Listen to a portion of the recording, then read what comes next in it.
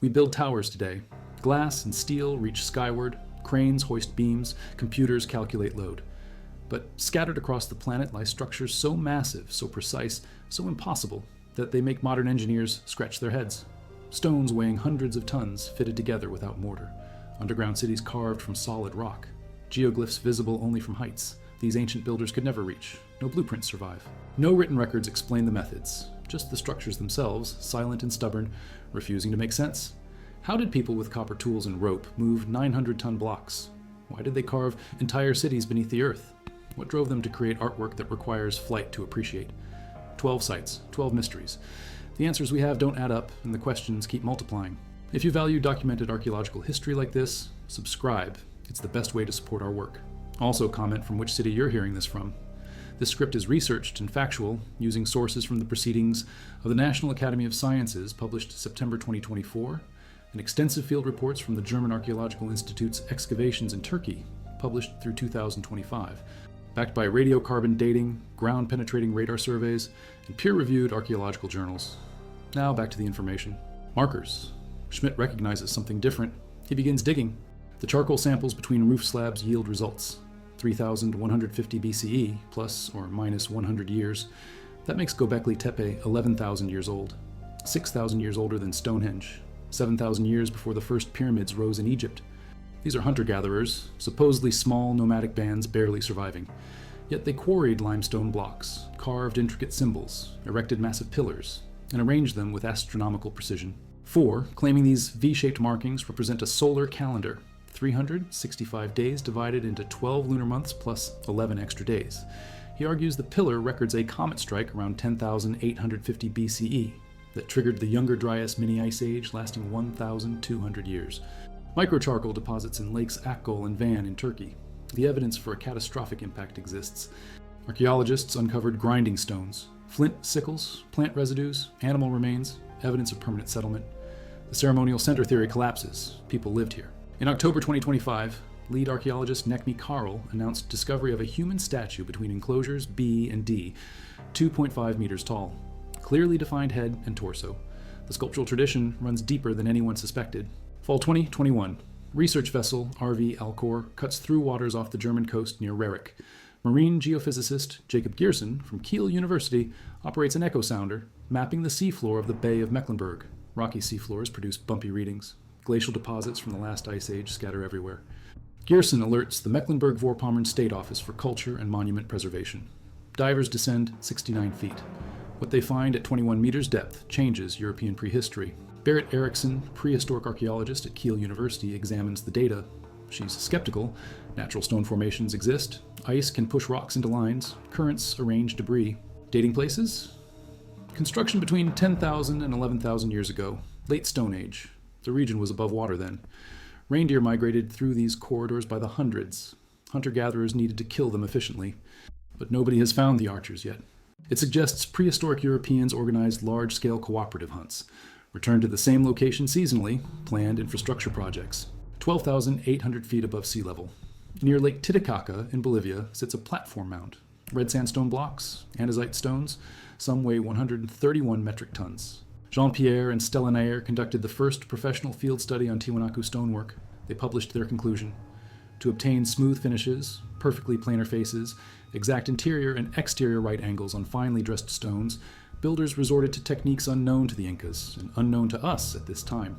Comparable cuts in Inca masonry show rounded interior angles typical of pounding technique. The construction tools of the Tiahuanacans, with perhaps the exception of hammerstones, remain essentially unknown and have yet to be discovered. Sandstone quarried 10 kilometers away. Andesite from the Copacabana Peninsula across Lake Titicaca. Transport mechanisms remain theoretical. Bronze tools proved ineffective against hard stone. The carving took 40 hours. An experienced worker could do it in 25. Unfinished stones remain in quarries. Structure never completed. Political capital. An ancient tell, an occupational mound, has been inhabited since the early Bronze Age, 2,900 to 2,300 BCE. Below the Trailithon sit 24 400-ton blocks, arranged in a U-shaped enclosure. They predate the Roman construction above. The megalithic work was already there when Romans arrived. Then in 2014, the German Archaeological Institute uncovered a third monolith, 1,650 tons, the largest hewn stone in human history, 20 centuries. His solution? 512 workers using capstans and pulley blocks could move a 557-ton stone. The trilithon stones weigh more. The trilithon stands.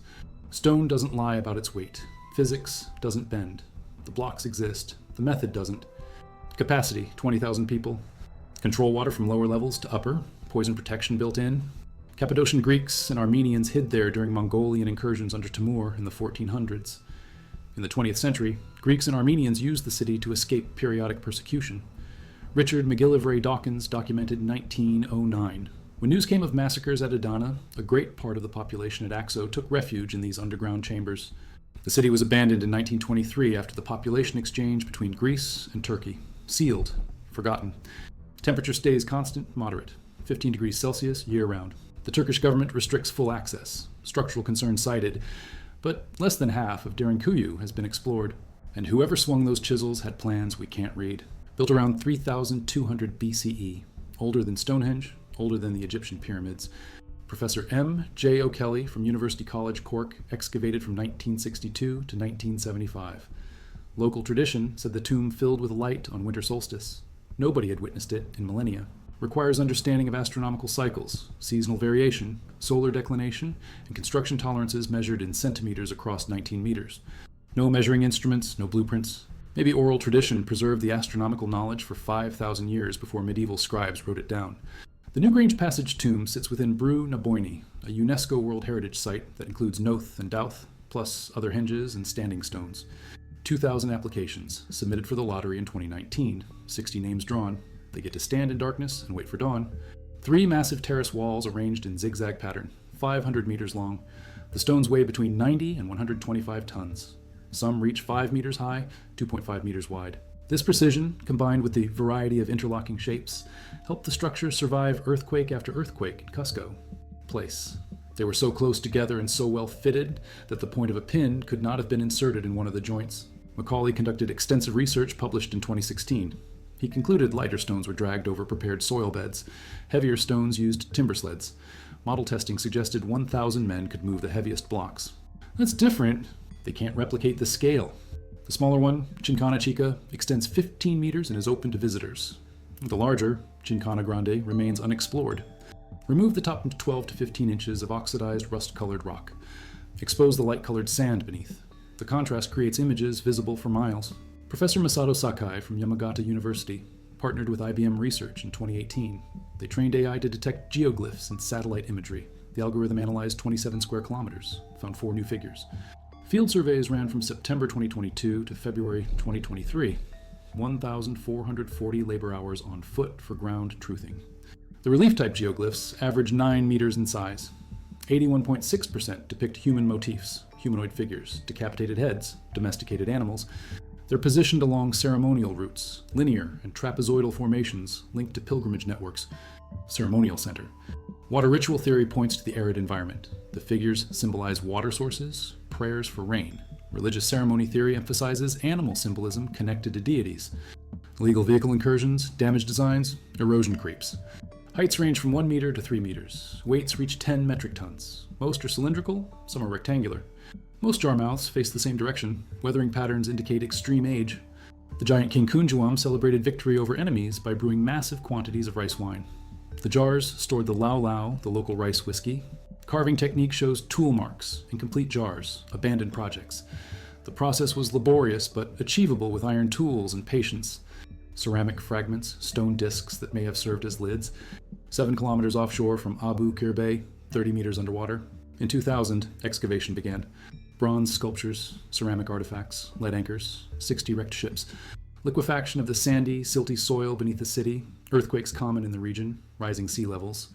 A catastrophic event around 800 CE, possibly tsunami, earthquake, or both simultaneously, caused the ground to collapse and the city to slide into the Mediterranean. Eventually, residents abandoned the site. Ancient harbor installations, canal systems, residential quarters all remain buried under sediment and water. Weights reach 16 metric tons. They're carved from gabbro, a coarse-grained igneous rock similar to granite. Archaeological excavations in 1950s and continuing work by National Museum of Costa Rica have documented remaining spheres, measured them, analyzed placement patterns. Theories include hammering with stone tools, using controlled fire to weaken rock, polishing with sand abrasives. The Da'Quis left no written records. Spanish colonization disrupted and destroyed cultural continuity. Oral traditions didn't survive. 35 kilometers east of Göbekli Tepe in southeastern Turkey, Karahan Tepe, the same period as Göbekli Tepe, possibly older. This challenges the hunter-gatherer narrative completely. But the human focus at Karahan Tepe is stronger. Anthropomorphic figures, human-animal interactions, narrative scenes carved in stone, concepts that supposedly developed after agriculture. The region was the Fertile Crescent, but it seems the fertility came after the temples, not before. The timelines we calculate don't match. The labor estimates don't explain the precision. The tools we imagine don't produce the results we see. The Blinker Wall demonstrates Stone Age Europeans planned infrastructure and cooperated on massive scale. Puma Punku shows precision machining we can't replicate with stone tools. Baalbek moved blocks that would challenge modern cranes. Derinkuyu carved 18-story cities without collapse. Newgrange aligned a 62-foot passage to capture 17 minutes of solstice sun. Sacsayhuaman fitted 100-ton blocks so tightly paper won't slip through. The Nazca lines created artwork for gods, or pilots, or purposes we still debate. The Plain of Jars carved 1,000-pound vessels and abandoned them on hillsides. Thonis Heracleon built Mediterranean port with stone blocks that now rest 30 meters down. Costa Rica's stone spheres achieved perfection without calipers, and the structures keep emerging. In 2024, AI found 303 new Nazca geoglyphs in 6 months. In 2025, researchers announced discovery of a 3-meter human statue at Göbekli Tepe. In October 2025, archaeologists at Karahan Tepe revealed 30 more carved chambers. The Baltic Sea still hides its hunting walls. Derinkuyu connects to cities we haven't explored. It doesn't explain them better. Why create artwork only visible from heights you'll never reach? Why align a tomb to capture 17 minutes of winter sun? 12 sites, 12 mysteries. From the sunken temples of Egypt to the frozen hunting walls of the Baltic Sea, these structures stand as testament to a level of human ingenuity we are only beginning to quantify. We look at these stones and see impossibility because we are blinded by our own definition of progress. We assume that without computers and steel, our ancestors were incapable of precision. The stones prove us wrong. What these sites share is a total dedication to permanency. Whether it's the winter solstice light at Newgrange or the 800-ton foundation blocks at Baalbek, these builders weren't thinking in years or decades. They were thinking in millennia. They understood the stars, the earth, and the physics of their materials with a depth that modern society, with its focus on the temporary and the digital, has largely abandoned. The research continues. Every year, AI, drone mapping, and ground-penetrating radar pull more secrets from the soil. The timeline of human history is getting older, deeper, and more complex. We aren't just discovering stones, we are discovering ourselves. We are finding that the primitive hunter-gatherers were architects, the isolated tribes were astronomers, and the ancient world was much closer to us in intelligence and ambition than we ever dared to imagine.